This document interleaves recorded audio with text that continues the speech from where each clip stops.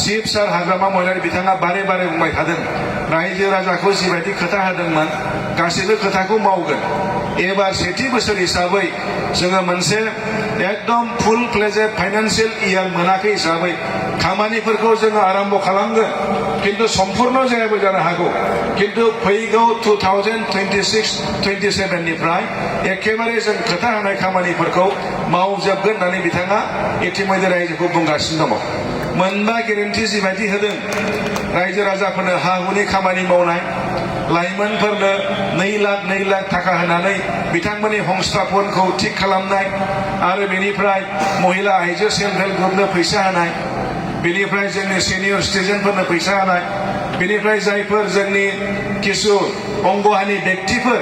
बिथांमोननो फैसा होनाय नैबे खामानिखौ एखेबारे जानुवारि फेब्रुवारिनि गेजेरावनो इलेक्शन डिक्लेयार जानायनि सिगांनो आरम्भ खालामगोन आरो दा बेफोर खामानिखौ गासिबो मावनाय जागोन।